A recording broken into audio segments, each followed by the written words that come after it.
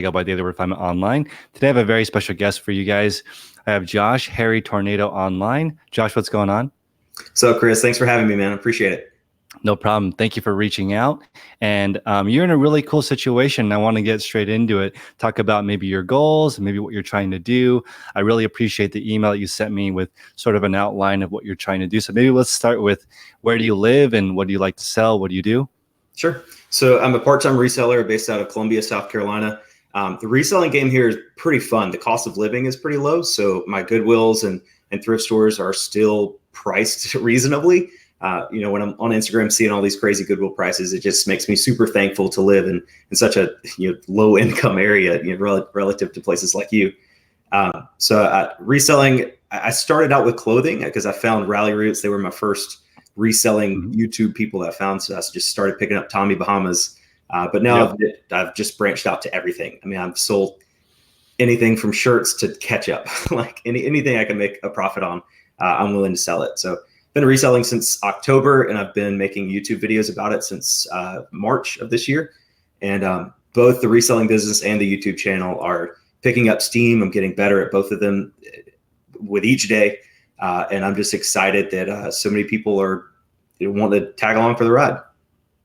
I think this is really cool because you're not really afraid to reach out to people. You've already had reached out to Ryan and Allie, Rally Roots. You've reached out to Hustle at Home Mom, Ashley.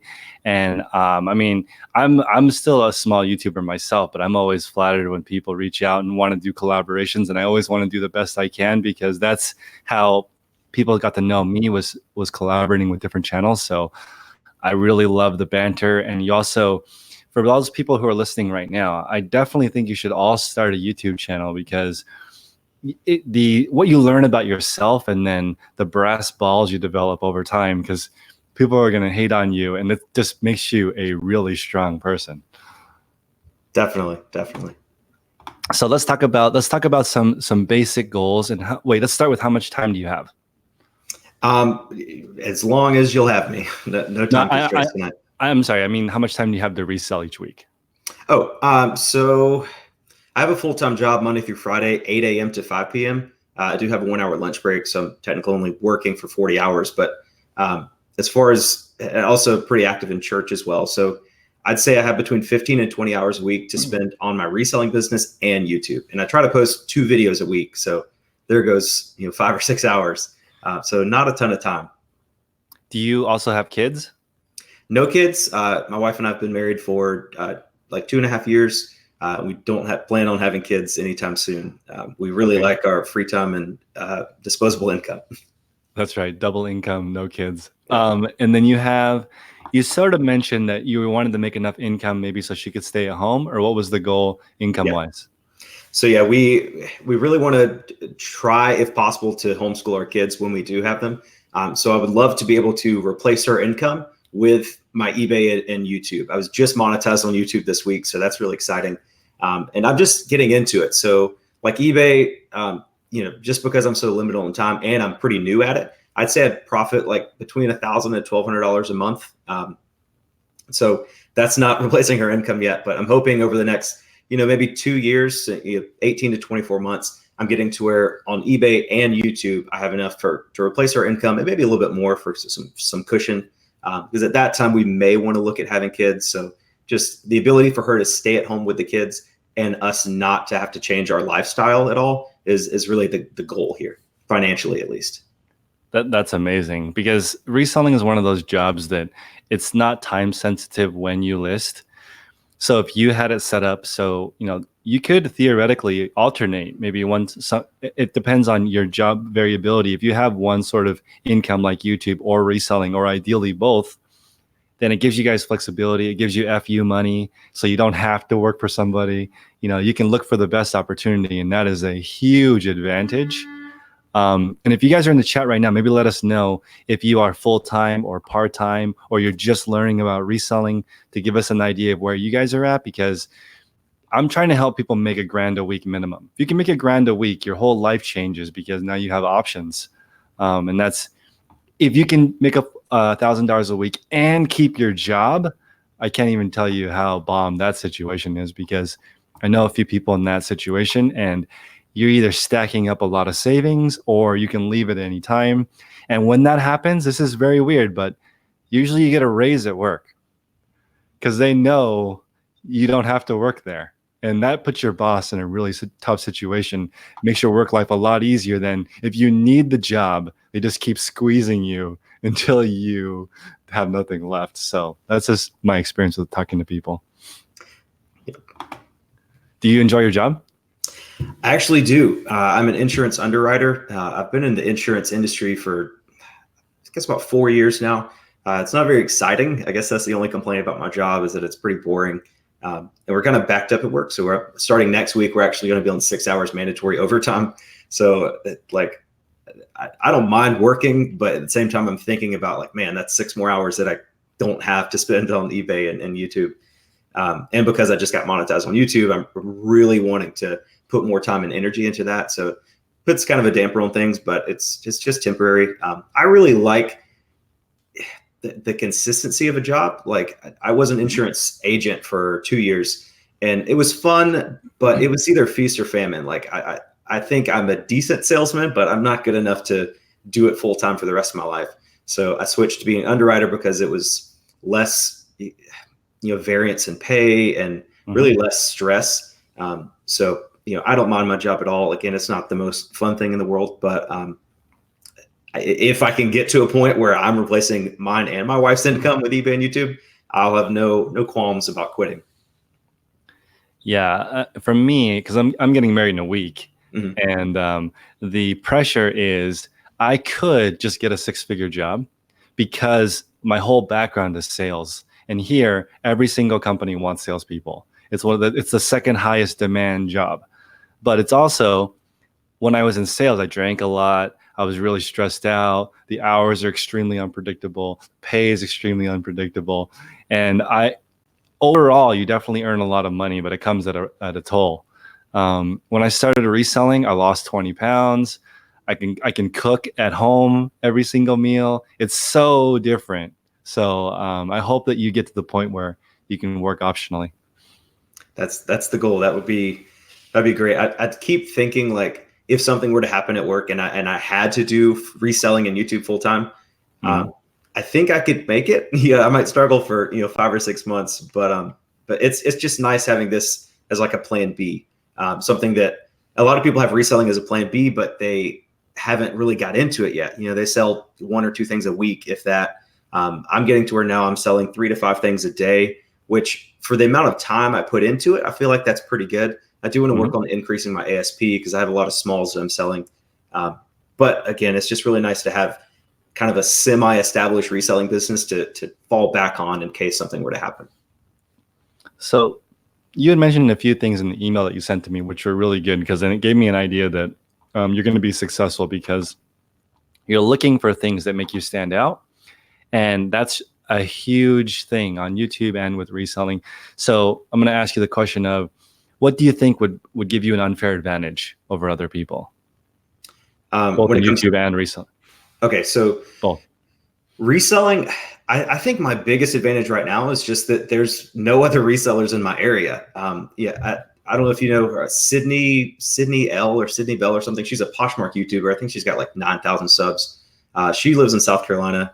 But as far like when I'm at the bins, it's just people shopping for themselves. Like, I don't see resellers there. Everybody complains about how the bins are crazy in their area.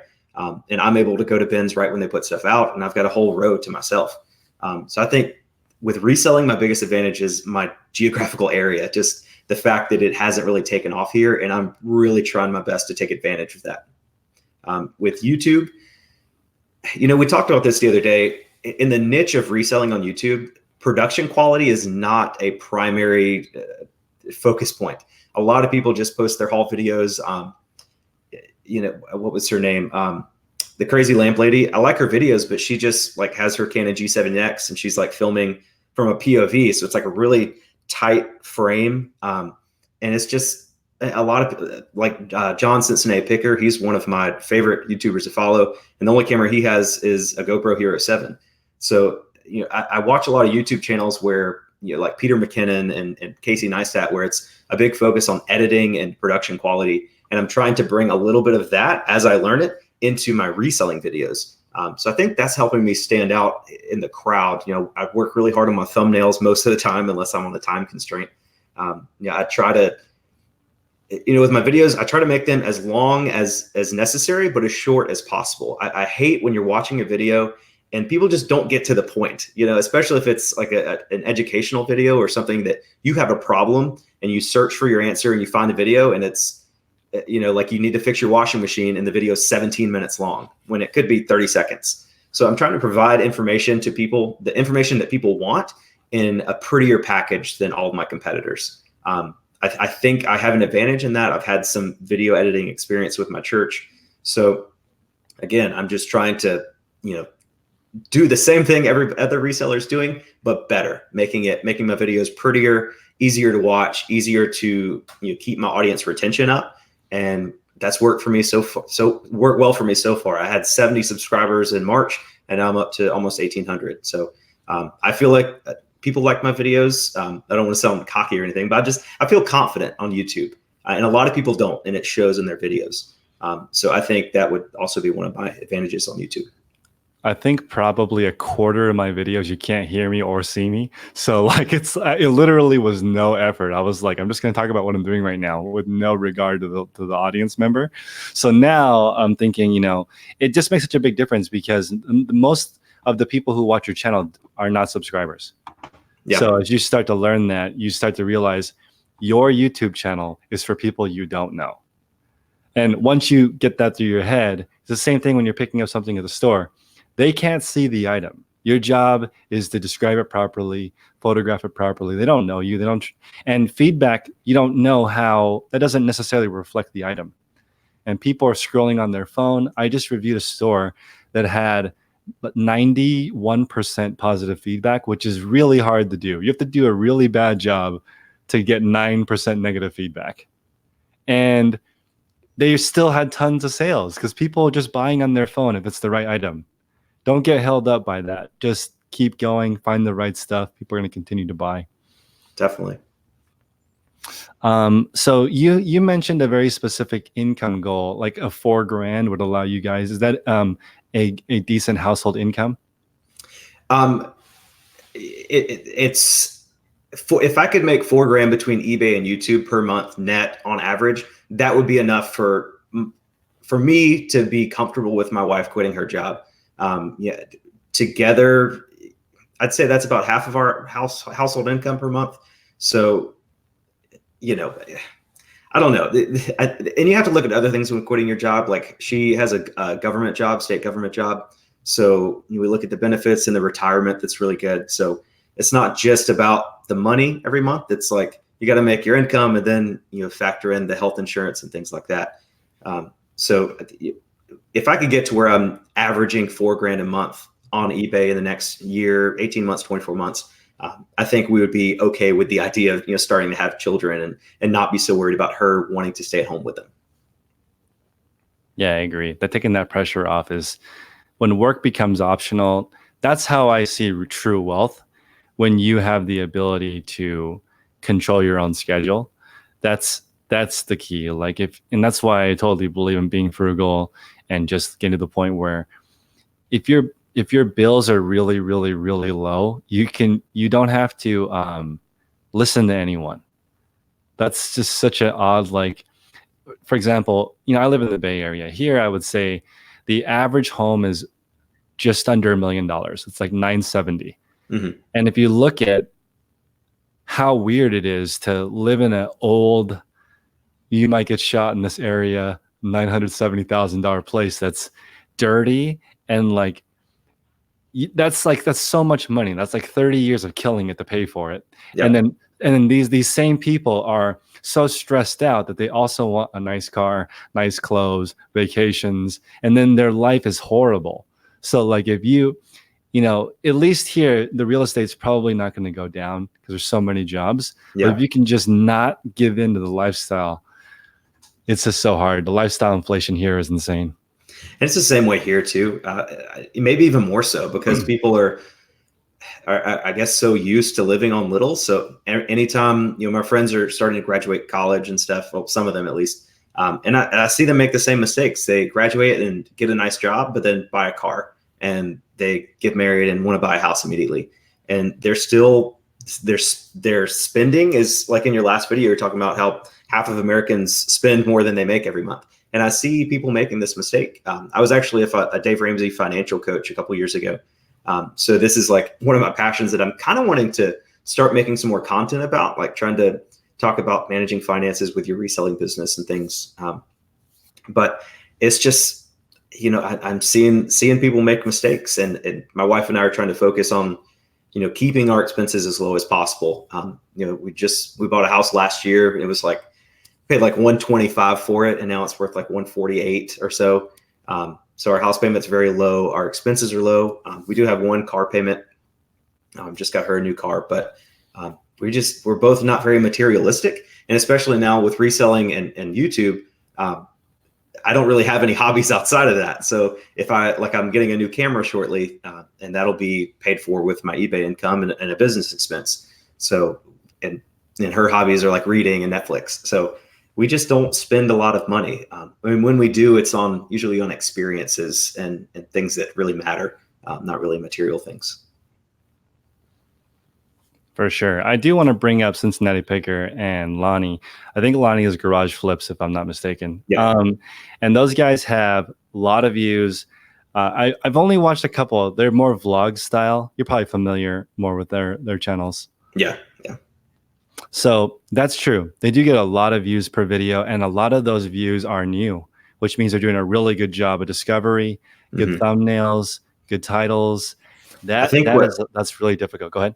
What helped, I think what helped Lonnie over the last year or so, and what's helped John over the last 3 months, has been their consistently uploading.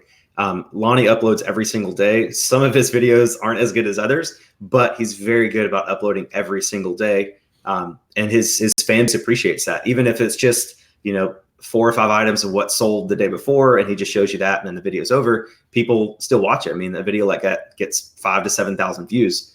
Cincinnati Picker, his channel has just taken off lately. The YouTube algorithm grabbed it, and it's just, he was at like 6,000 subs 3 months ago, and now I think he just hit 50.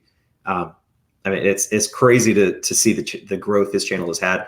And again, like, it's not about the production quality or anything fancy. He just wears his GoPro to garage sales and shows what he buys, and then goes home and shows you again what the same thing he bought. It's very formulaic, but it works. And that's what people in this niche want. They want to see you buying cool things. They want to see you succeeding in reselling, because that makes it seem more doable for them, I feel like. Absolutely. And I know that, whenever I do that, when I talk about finds, those are my least favorite types of videos to make, but they are for sure the most, they have the longest watch time. People want to watch every single item you pick up. What does this sell for? Like, okay, I sold the pair of Apple shoes for $2,500. I paid 90 cents. I didn't even make a video. Yeah. Like, it was not at all interesting to me, because like, that's not relatable. How are people going to be able to, but see, like, all these cool things that I sell, I'm not making any of that content. And I get it. That's like what a lot of people like to see, though. It's definitely huge. And I'm very surprised at how long people will watch haul videos for. Like my friend Becky Park, she'll post an 1.5 hour long video of a Goodwill bins haul, and it'll have like an 80% retention rate. And I don't understand it. I can't watch videos that long. I make a 15-minute video and I get nervous about it being too long. But again, I think it's just this niche, and people are just, they're interested in it. The people that are going to search for videos like that, like Goodwill bins haul, are the people that are going to watch that video. Nobody's going to accidentally find that video. I mean, maybe, but 99% of people that watch it are people that are already interested in that topic. So that's one thing that really surprised me, is just people willing to watch really unlimited length long videos about hauls and what solds and stuff. And this goes into reselling because, like, for example, I would say right around, I talked about this with Ashley, Hustle at Home Mom. There's a balance, right? If you were to get, let's say, for example, Steve Rakin. Steve's a good friend of mine, but he resells like a little bit too little. So like he loses a little bit of trust with the audience because like he's only reselling 5% of the time, right? And that's not enough for people to believe him. And then there's the other side where like if you grow your business to where you're earning, let's say, $10,000 or $20,000 a month net, you don't have that much time to make content. And you're not So it's kind relatable. of, and you're not relatable. So like when I showed that Pharma Packs video, that guy is doing, he does between $1.5 and $2 million a day in sales. And he has a YouTube channel with like 200 subs. Yeah. Like nobody cares. And he outsold Poshmark last year. Just one guy. He did like 7, and no one cares. And when he says, hey, in order to be a big time e-commerce seller, you have to open a brick and mortar, people are like, unsubscribe. They don't want to do that. They want to go to the garage store or thrift store. They don't want to go through the hassle of setting up a proper business. It's crazy. Yeah. Yeah. I think the majority of my audience, like my average viewer is like a 45-year-old female. And I think these women are just like, stay-at-home moms that are just interested in trying to make a little bit of extra money. So if they see somebody making $800 to $1,500 a month in profit, working 10 hours a week, shopping, what they're already doing, already thrifting, that's just super entertaining to them. Seeing some guy make $2 million in sales a day, while very impressive, they just, it's like, it's not even on their radar. They think they could never do that. So there's no point in watching it, I guess. Yeah, I hear you.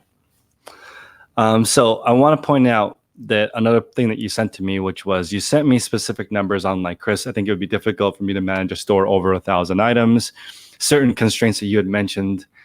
This is really important for people who are listening right now, because it's important to talk about both. Like, what are the mechanics of your business? Also the fun part of, finding and picking items. There's a balance, because if you were to ask me what's more stable, YouTube or reselling, I would still say reselling. If I could pick one or the other, reselling to me after meeting all these people is really straightforward. If you buy a bunch of stuff for less than it's worth, you're fine. Yeah. YouTube, you are a little bit at the grace of the algorithm. Definitely. Yep. So yeah, I mentioned that I didn't feel like I could manage a store of more than 1,000 items. Right now, I have about 200 items listed, probably 100 to 150 items in my death pile, including a bunch of winter jackets that I probably have 50 jackets that I'm trying to list over the next few weeks. And I operate everything out of my garage. I have like this little nook. I'm actually posting a video either tonight or tomorrow morning about like a shoe shelf I built to fit in this little nook in my garage perfectly. But it's just with my limited space and limited time, just dealing with 1,000 listings, I feel like that would be my max. Even if I even get there, like right now I only have 200 and I still have the whatever the store is that gives you 250 free listings. So I'm going to try to get to 250 and then maintain that, increase my ASP a little bit over the next 6 to 12 months. And then maybe next year around this time, I might look into bumping up to that next level store. But again, I know you did the 10,000 listings and you were working out of your garage at the time. So I know it's possible for some people, but I don't think I'd want that amount of responsibility, I guess. When I was in December, I had 200 new listings going up every day, 7 days a week. Mm-hmm. And I've never been more stressed out. And I've also never made more money. That was the weirdest. I was like, why am I even doing YouTube? This is so much there's so much stuff to sell. Mm-hmm. Like, especially in California, everybody is going out of business. Mm-hmm. So there's just like closing sale after closing sale after closing sale. I even went to this Chinese restaurant that went out of business, and their alcohol equipment, all these hard liquor dispensers, all these machines, like I sold every single one of them for $400 or $500, and they cost $40 or $50. Every single one of these machines, and I didn't talk about it at all on YouTube. Like, this is so funny because, that's how little I cared about like making YouTube videos that go viral. Yeah. But now, I'm like, damn, there's people making a lot of money on YouTube too. So mm-hmm. I've never thought about it that way until maybe the last month or so. Yeah, I don't know. I think people are limiting themselves to just thrift stores and the bins and yard sales, but there's Yep. so many more options out there to make money. Like I did retail arbitrage at this gas station up the road. It's called Hmm. Bob's Food and Fuel, and it's just everything in there is dusty and gross. And I was in there for 20 minutes, and I found almost $300 worth of stuff. That was discontinued shampoo, discontinued laundry detergent. So I mean, everywhere you look, there's opportunities to source, and it's just about learning and just opening your eyes and sometimes just seeing what's right in front of you. Yeah, and that's why I ask people in the group and just online, what's your unfair advantage? Where do you live? What's not working where you're in your area? Because when you look at like people who use BrickSeek to sell stuff from Walmart to Walmart or looking for different online, different opportunities, you will notice that even though every Walmart is the same store, they sell different things. Yeah. And so like this is every single community is different. You have no idea. Your honey hole might be 2 miles from you and you don't know. Yeah. You have to keep your eyes open and look. And there are so many people that are like, I can walk to my sourcing area. I just kept walking by it from by when I was going to work. I stopped in there one time, just like that. Like, you Yeah. can't stumble into it. A lot of people underestimate pawn shops as well. Like you made a video outside of a pawn shop a couple months ago, and I know Chris Bonafide Hustler makes some pawn shop videos. That's something I've never sourced at a pawn shop, but it's something I want to get into. I actually have a guy that goes to church for me that owns one, so I want to get in there, and like I have his permission to film, so I think it'd be cool to like film an actual video in there, like how to look for items in a pawn shop, because these guys have their money tied up in all this inventory and they're ready to make deals. Yeah, I think a lot of pawn shops have too much jewelry inventory. I'm not sure that's something I would want to buy to resell on eBay, but with older iPods and older cell phones and things like that are small, lightweight, easy to ship, easy to list, fast sellers. You walk into a pawn shop with cash in hand and say, "I'll buy all your iPods." You're guaranteed a deal. Guaranteed a deal. Also, yeah, like here, that's the only pawn shop, right? Mm-hmm. We have 9 million people in one pawn shop. But where Alejandro is in Florida, I'm sure. I mean, last time I was in Florida, there are a lot of pawn shops. So it depends on where you live. But here, there are a bajillion retail stores, and they all have discount racks where like they start at 75% off. So it depends on where you are. It's really crazy the difference between where people live. Yeah. I know a few resellers that I follow on Instagram that only source at like TJ Maxx and Marshalls. And they just do mainly sneakers. Occasionally they'll throw some jackets in there, but I mean, they're making, upward 5 figures, almost 6 figures, just reselling from TJ Maxx, Marshalls, Ross, stuff like that. Yeah, the retail arbitrage game. There's also here 200. There's 200 thrift stores and more than 500 retail arbitrage places. So I could go. I think I mapped it out with my photographer. If I went to 16 stores a day, I wouldn't hit all of them in a month. Mm-hmm. But like that's insane if you think about if you were thinking where would I go to make the most money reselling, I would not be California. Even though there's so many places, Mm-hmm. I would say definitely middle of the country. I would say Texas. Yeah, I would definitely. love to drive around and a little bit less traffic and just as many people. Mm-hmm. I was actually with my YouTube channel, I'm trying to do the Mr. Beast approach where I think of the title first, just come up with a really interesting title and then make the video.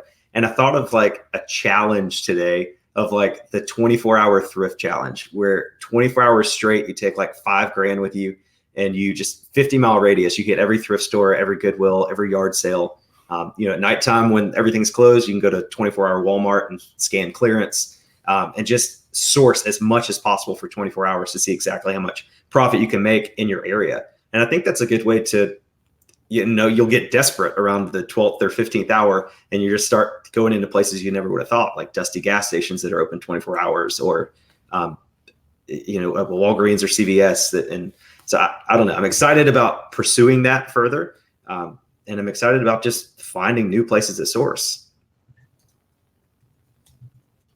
I'm going to add your channel to the chat right now. Okay. Let me see.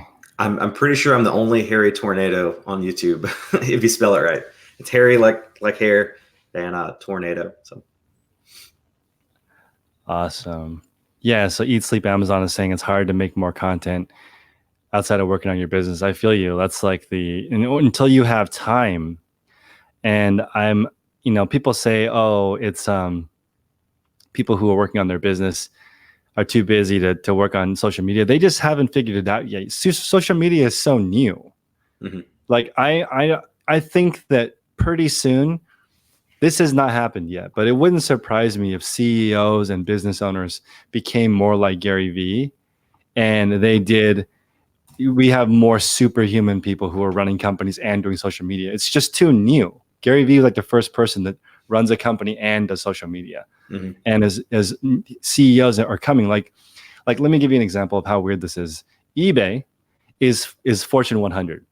It's the second largest retail company in the world, actually, right? Next to Amazon, eBay is number 2, but they don't know what they're doing with social media. They have like people who love eBay promoting them 24/7. They don't offer any resources. There's no assets. They run basically meetups. There's a meetup that's held at eBay headquarters, and no offense to the people who are running it, I love them, but there's 20 to 40 people who show up, and they get to meet at eBay. Like, it blows my mind that that's not 500 people. Yeah. Because it's so cool. You get to meet at the actual headquarters with eBay employees, and they have they don't post that event anywhere. Nobody knows that event exists. When I went there the first time, I was like, don't tell anyone. This is so cool. We get to hang out with actual employees, get the insider scoop. But then now I realize eBay is so far behind all these little companies. Like, okay, this is the thing that's crazy. And hopefully you and I can figure this out together. But right now, the biggest advertisers are not big companies. Mm-hmm. If you look at who's buying these ads, when you guys watch YouTube, it's not big companies that are buying the ads before and after YouTube. It's small companies, or even singular people buying ads before, right? Somebody's trying to sell you their course or something. Mm-hmm. I can't believe that regular people like us are competing against Target, Walmart, Home Depot for the ads. If I was those big companies, I would be like, let's just own YouTube. But they don't. So it's crazy right now. I'm so surprised that if you and I and all the people on YouTube listening right now, we can figure out how to get this group of people really tightly knit, then we can compete against Home Depot and Walmart and get the traffic. Definitely. I wanted to address a comment. Let me scroll back up here. It was really interesting.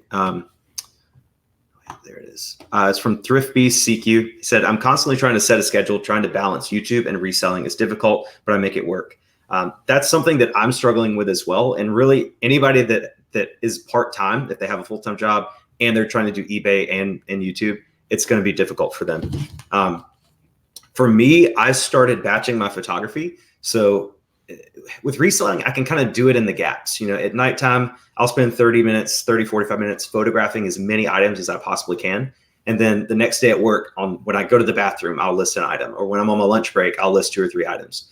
The other day, I listed an item on my lunch break, and by the time I got off work, it had sold. So I can kind of do that in the gaps. But with YouTube, you can't make a video 5 minutes at a time throughout the whole day unless you're vlogging or something. So with me, I'm focusing more on setting aside a certain amount of time per week to do YouTube. And I'm trying to maybe work on some batching, like, Saturday morning, 2 hours, and try to film 3 videos. And then I can edit them, over the next week or so and figure that out. But as far as filming the YouTube, I think that's my biggest priority when it comes to a time constraint and actually scheduling that out. And then reselling and editing the videos, I just kind of sprinkle that in any chance I get. Laying at bed at night, I'll sometimes list 10 or 20 items just while I'm falling asleep. So it's just about, sucking out every second of free time you have throughout your day and just taking advantage of everything. I agree. It's just all about figuring out your schedule and your priorities. That's really the difficult part of reselling, is just figuring out your schedule. Like, people ask me, I had a podcast with tech and sports, and he has let's bring this back up. He has 15,000 items listed all by himself. And people ask him, like, how do you do that? And I'm like, and we did the show, and basically he just lists 70 items a day. Now, that sounds like, oh, that's it. But like, he's been doing it for 10 years. He gets better and better and better at it. Every day is almost the same. He's got a good routine. And this is hard to believe, but he has spare time. Yeah. He's good at what he does. The better you are, the more free time you start to pick out. So like right now, the majority of my content is filmed and edited on Wednesday. So in order to I've switched to daily content now too. But I really like right now I'm taking a short break because I'm getting married in a week. But once that's done, I'm actually not going on a honeymoon until after Q4. Mm-hmm. So looking at the way this is set up, I think people maybe are too impatient. You can't do everything. If you're in a different stage of where you're at, you can just do what you can. But the Graham Stephan's YouTube channel, he hasn't missed an upload, which was his upload schedule was twice a week. Mm-hmm. He didn't miss for 2.5 years. Yeah. And that's the key. And now he's making close to $300,000 a month with AdSense. So that's right. That's right. That's the hardest thing with YouTube, especially starting out, because it's so difficult, the learning curve with video editing, like farm girls, scavenger Noel. My biggest hurdle with YouTube is editing, just simply don't know how. And nobody knows. Like people that start YouTube, they get excited about it. And then they edit their first video. They spend 6 or 8 hours on it and nobody watches it because nobody cares about you on YouTube yet. You don't have a following. And you have getting over that and consistently posting another video and another video and another video. It's the only way to find success. I've posted, I think 60 videos on my channel. My videos get an average of like 500 views or so. And I thought by the time I posted 20 videos on my channel that I would be up to 1,000 or 2,000 views. So I'm over that now. Like I mean, now that I'm monetized, I kind of care about views a little bit more. But as far as like what's motivating me to make more videos, it's just the fact that I want to share what I'm going through and what I'm learning with my audience. If you find your value as a YouTuber in your views and in your engagement with people, you're gonna fail. Like you have to forget about it. I'd say if you have no previous video experience before you start your YouTube channel, your first 100 videos are nobody's gonna watch them. Like you might get 200 to 500 views on each one, maybe, but you've got to just push them out. You've got to get content out there.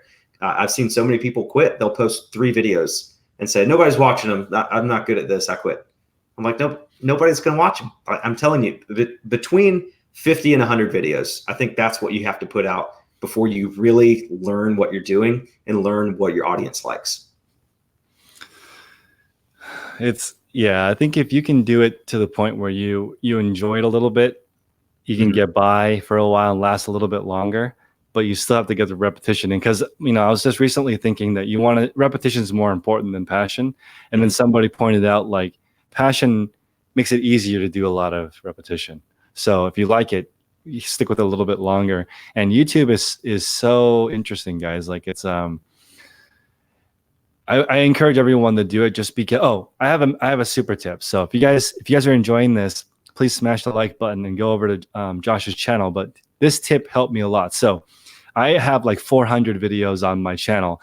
0 of them were edited. Okay. Then I was like, okay, I love the process for my reselling, but I don't understand the process for editing.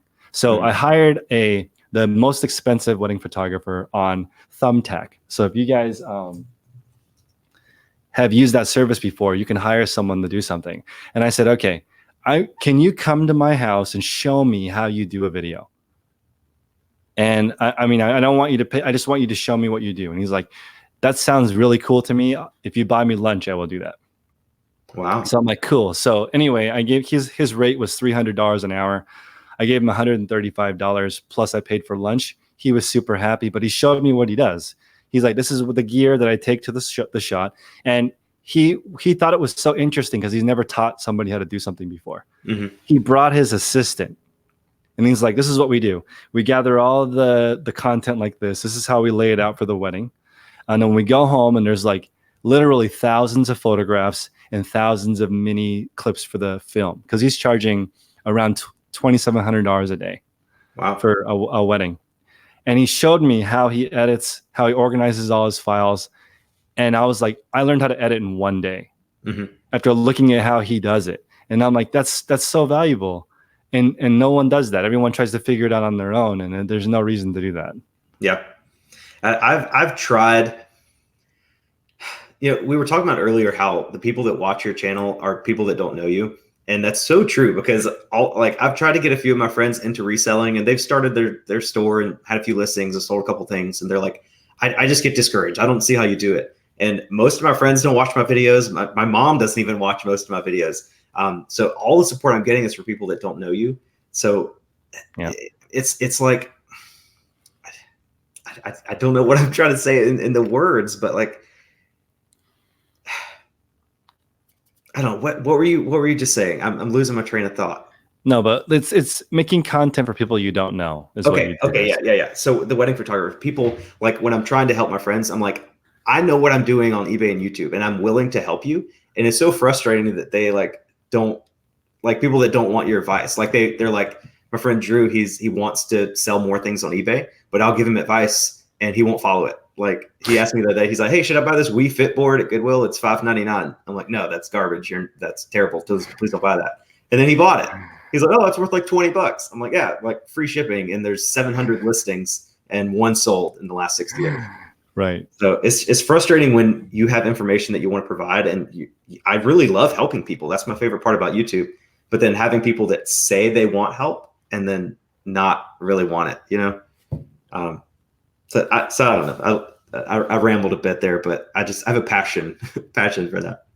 So I did the same thing with podcasting, because I was looking at the podcasts that are available on Reselling. There's really only about 10.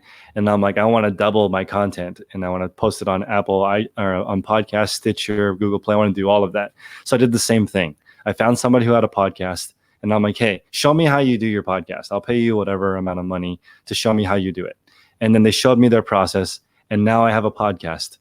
And I was like, this is awesome. I'm like, now I can do this with anything, because everyone knows how to do everything already. There's no and I was just like, if I buy a course, I still have to do it. That's the annoying part. I wish that buying the course just gave you the level up, but it doesn't do anything for you. That's why I'm like, just pay someone who's already doing it to talk to you. Yeah. And people don't realize the financial value that has. They're like, oh, I'd rather watch 500 YouTube videos about video editing rather than pay some guy $135 and buy him lunch for 3 hours of teaching me everything I need to know. Like, just having somebody physically there with you that knows the answers to any question that you could have it's worth $2,700 a day, honestly. Especially with a YouTube channel of your size, like learning how to edit and then you actually doing that and making the content that you're making, and with the AdSense and everything. That was the ROI on that $135 in lunch investment was astronomical. And the guy said, just do this, do what I did. Just keep making videos every day, and then learn something new each video. After a year, you'll have 365 editing tips, editing tricks, and your videos will look like you know what you're doing. And they're going to suck until then. So and I'm like, okay, I like, so right now, because, okay, this is how unafraid I am to start. I was super excited that 40 people listened to my podcast. Right. But on YouTube, I'm like, if it's under 5,000 views, I'm like, whatever. But on the podcast, I was like, 40 views. This is sick. So like, you can see your work starting to work. And it took a while. And now I'm like, okay, you can see the progress happening, and it's addicting. You just want to keep going. Yeah. I was talking with Ashley, Hustle at Home Mom, about that, about with reselling and YouTube, when you start to, get those gears turning and see some success, it can be really addictive. And when you start to see fruits of your labor, when you start to put an extra hour into that video editing, and then you get an extra 500 views, you see the correlation between the hard work you're doing and the results. And it's hard to, kind of calm down and not overdo it sometimes. And I think that this is a super valuable opportunity for those of you in the audience that do Amazon. It's worth $500 for some. This is no joke. It's worth $500 for someone to go to Walmart with you, go to the clearance center, use the Amazon seller app. Don't buy any software. Look up 4 hours worth of stuff in the clearance section, go home, make one FBA box, send it in. That's worth it. Definitely. If you guys know how to do Amazon, that's your friend should pay you that much for that, because that's like you're 90% of ahead of people who never do that. They're like, oh, it was too hard. There's a box of 800 things I bought and never sent in. Or people will do that we situation. If he just bought you pancakes and you went over to his place and did it, he would never buy that again. Yeah, exactly. And the only person, there's this lady in my church, her name's Kim, and I'm not sure if she's a stay-at-home mom or not. I don't know if she works, but she's the only person that's actually, she watches all my videos. She follows me on Instagram. She is trying to resell. And the other day she texted me, she said she went to the Goodwill bins and she found this answering machine. It was like a 2-line answering machine at the bins, paid $2 for it. It was new in the box. And she was like, she looked up comps and Amazon was like $450 and eBay was like $350. And she ended up selling it on Amazon FBA for like $350 in like 4 days. And she was asking me like how to ship it in and things like that. So I love that I was able to help her and motivate her into doing that. And just that one item, I've never even had an item of, a $2 to $300 flip or $350 flip. So I was kind of jealous, but just being able to help her and see her succeed it was a great feeling. And just, I hope one day I can have a YouTube channel of a substantial enough size to where I'm actually seeing fruits from the people that I'm helping with my videos. I imagine that's a huge motivator to keep making videos once you get up to a channel of your size. And I know you help a lot of people. I'd have to say your videos are packed with more information than like the next 10 channels I watch combined. And I think that people know that, and that's what people come to your channel for, and they really appreciate it. Thank you. Yeah. I wanted to, like, this, people get mad at me for telling this story, but like this lady told me that she'd been watching YouTube videos for 9 months and she hadn't listed anything yet. And I was like, can you just call me? I sent her my phone number. She called me and I'm like, can we list something on the phone right now? You probably already know how to do it. Let's just do something. She listed a tea kettle on eBay. I posted it on Instagram. Somebody in my Instagram audience bought it just to like, I don't even want it, but I want you to send it to me. I'll leave you a positive feedback and then list the next thing. Yeah. And she didn't list anymore. That was it. Only that one item.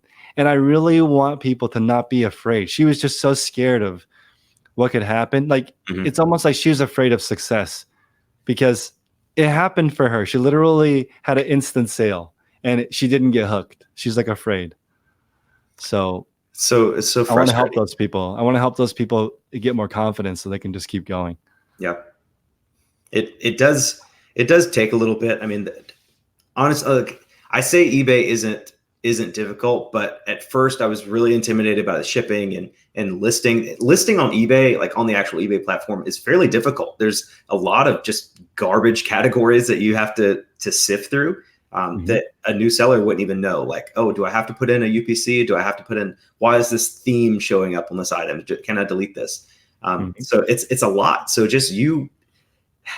people just don't know what they have. Like having a person like you willing to talk you through your first listing. I mean, that could have been the first step to her making 6 figures, I know. And I just want people to not be so like, I am so much more at peace now that I know how to resell, because I feel like I will never be broke. I know how to do it now. I can go to a store, figure out something that's valuable. I can spend all day there as long as I have a cell phone, then I have the ability to make money somewhere. Or, like, obviously I'm blessed with the ability to ask people what they need, because that's helpful too.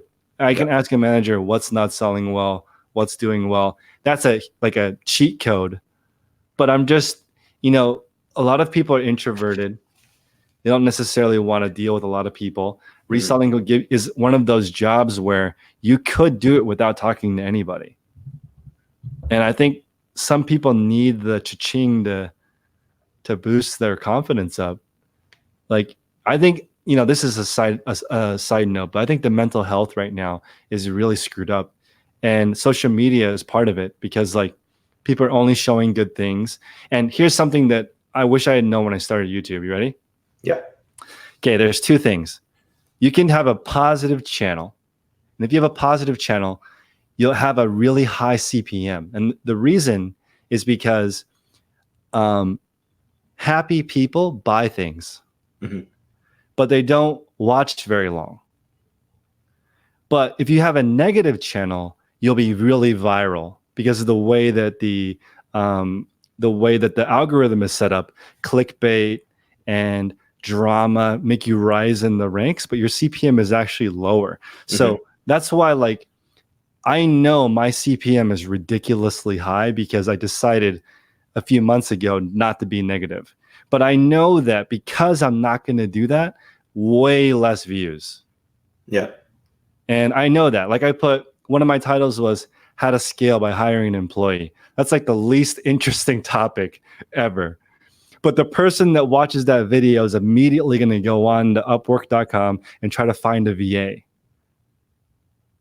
You know, if you watch a video like a haul video, the next thing you're going to watch is another haul video. Yep. It's just, you know, it's the opposite of action. So if you guys want to do a YouTube channel, trust me, if you just are positive, you will have a really high CPM. If that's what you're looking for, if you want looking to earn money, you don't have to have a ton of views. Exactly. Daniel Zemlivik in the chat says, didn't you say having connections is important though? I'm just going to go off and say that's extremely important for YouTube. If you're trying to start a YouTube channel in the reselling community and you don't make connections with other resellers, it's going to be a long haul. That I knew from the get-go I was going to have to piggyback off of somebody. And again, people aren't going to give you shout outs just because you started a YouTube channel. I mean, somebody might, but you have to provide them value. One of my first shout outs was a lot of Josh. I'll type his channel in the chat here. He's got a great reselling channel. And at the time, I think he had like 1,000 subs, and he commented on one of my videos that I was celebrating my first 100 subscribers. And I wasn't even reselling at the time. I was just making random YouTube videos. And he was really nice. And I saw that he didn't have a channel intro, like a channel bumper. So I DM'd him on Instagram. I was like, hey, can I make a channel bumper for you? Because I was utilizing these video editing skills that I had. I was like, I'll make you a channel bumper for free. And in return, maybe you give me a shout out in your next video. I did it. It took 15 minutes of my time to make this channel bumper. He loves it, still uses it today. And I think I got like 250 subscribers from that shout out.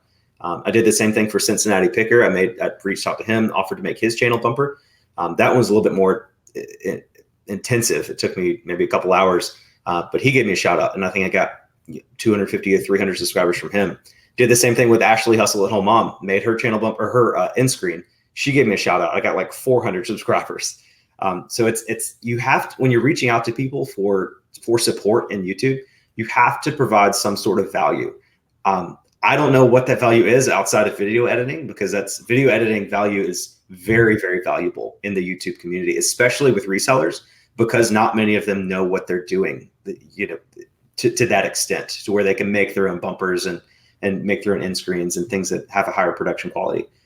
So any YouTube channel, if you want to start it and you know how to edit video, reaching out and providing that service to people in your niche that have more subs than you is a great way to provide value to them, and in return get those piggyback shout outs to help your channel grow a little bit faster.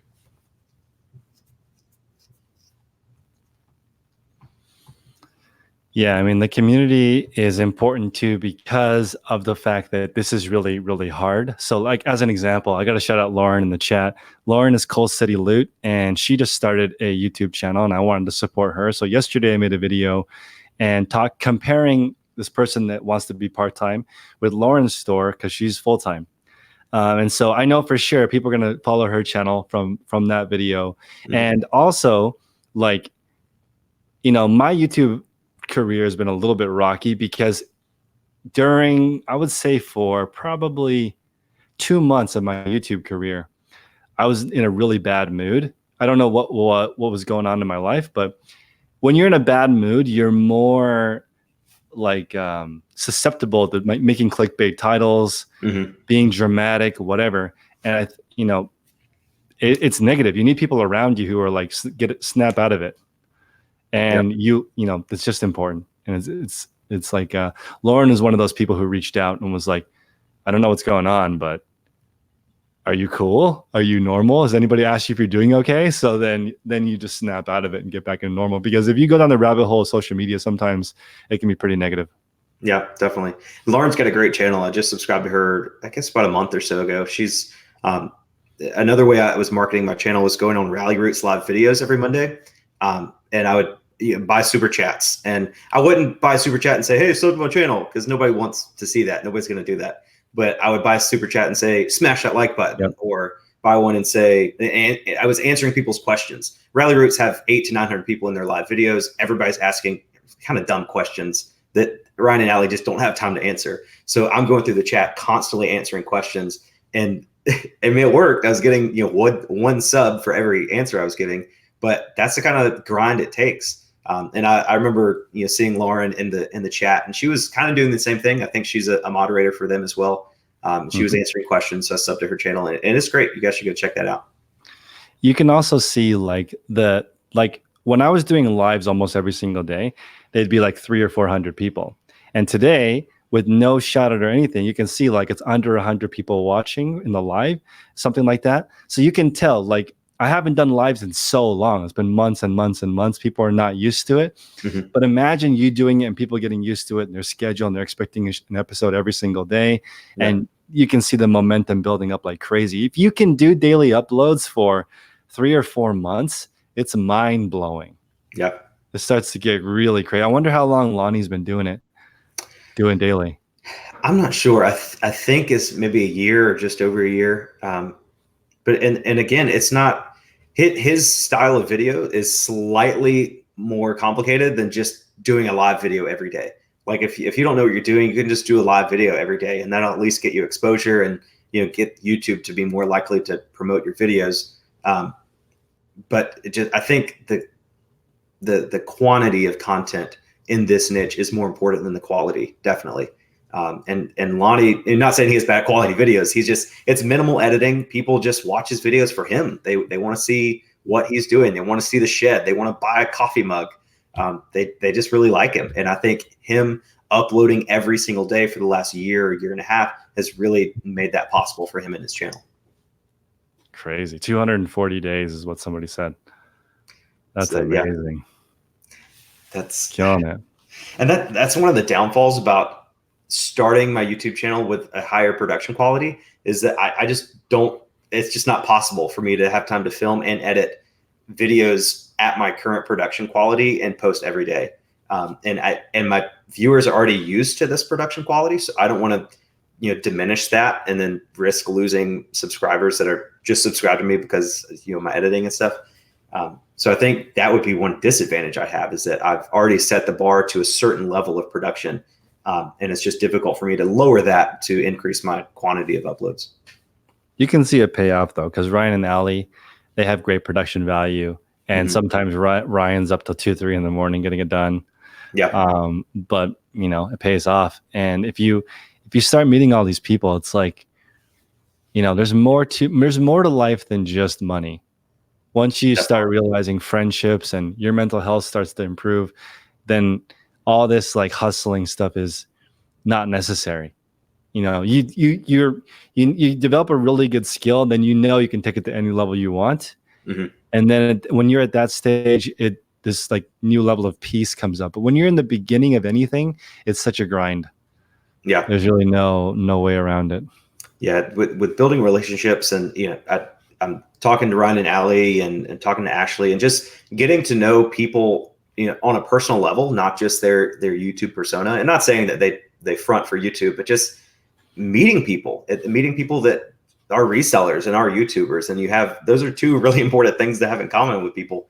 I'm talking to you across the whole country right now. And I feel like we're best friends. I know. And I'm always like, we need a team. Yeah. Like there's it's just reselling, you're by yourself all day. I remember this guy reached out and said, Chris, in 10 years of reselling, I didn't know resellers talk to each other. If you weren't on social media, you would have no idea there are communities like this. Yeah. Yeah, if your only idea of resellers are the ones you see in the stores, like the recluse, they're focused on what they're doing. They're not, they don't want to talk about stuff. It's like competition. But then you go on YouTube and it's like, hey, we should both drive 4 hours and meet up for a thrift trip. It's just crazy. Yeah. I can't believe it. Like Lauren, I've met her 3 or 4 times in person. Rally Roots, I met them a couple times in person. It's so worth it. Like when I actually didn't know you could sell used items on eBay 3 years ago. I thought it was only collectible category or brand new. Like Yeah, I didn't even know it was an option. I didn't know what a garage sale was. When I found out thrifting existed, I was like, are you kidding me? People are buying stuff for $1 and selling it for 20. I was that guy. I was like a Nintendo Wii board for $5.99. I'll sell it for 13. I had no idea what yeah, if people pay shipping or don't pay shipping. I didn't get it at first. And I flew down to Las Vegas. I met up with there was a thrifting event, flew down there, and I was like, I'm hooked. This is so cool. yeah. I'm just so excited that I get into it. Like I said earlier, I just started reselling back in October. So I'm still learning. I'm getting better because I'm constantly just soaking in content. It's impossible to watch every reseller on YouTube, but Mhm. I've got probably 10 or 15 people that I watch every single thing they upload. I learn new brands from them. I learn shipping hacks from them. It probably took me 2 months to figure out how to properly use a regional A and regional B box, but after 3 or 4 YouTubers talked about it in their videos, I got better at it. So it's just the whole reselling community there's no competition. There's no, foul feelings. I think there's a little bit of drama here and there, but overall it's very supportive, very encouraging. Everyone's willing to help each other. I'm in a Facebook group called This Week in Reselling with it's from Lonnie and John from Cincinnati Picker. And anytime somebody posts a question in that group, within 30 seconds, there's 4 people that answered it. And it's just nice to have that resource and people that have been doing what you're doing for longer than you and that are always willing to help. Yeah, absolutely. And then there's the balance of like make content mode and then water cooler mode. Yeah. So I think it's a good balance of both. It's hard to do both at the same time. That's why I can't really listen to content when I'm working. Mm-hmm. Just silence or music. Mm-hmm. But then shipping background music, you can just crank out as many YouTubers as you want because it's like you already know what you're doing. So I love it. So I don't want to take up too much of your time. Why don't we let people know maybe a final thought and where can people find you? Sure. So I'm Harry Tornado across all platforms. If you have any questions for me, you can shoot me an email, harrytornado@gmail.com. Follow me on Instagram, Harry Tornado. I post, some bolos, cool stuff I've sold, any kind of tips, update my stories maybe once or twice a week. I try to be pretty active on there. YouTube, Harry Tornado, obviously. I'm going to be dropping a new video.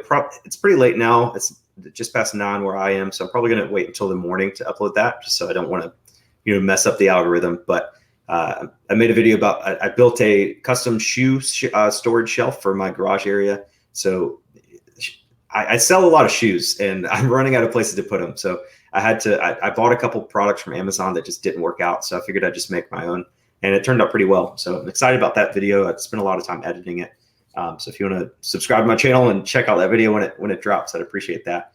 But I'm just excited. I'm excited about getting better at reselling, going into my first real Q4. I'm excited about YouTube, finally getting monetized and being able to continue to provide, edutainment, provide this valuable information in like bolos and new brands to pick up, and also, put it in an entertaining package and easy to watch with my editing, but also, make a little bit of money from that. So I'm excited. Any new viewers that haven't subscribed to me, I welcome you with open arms.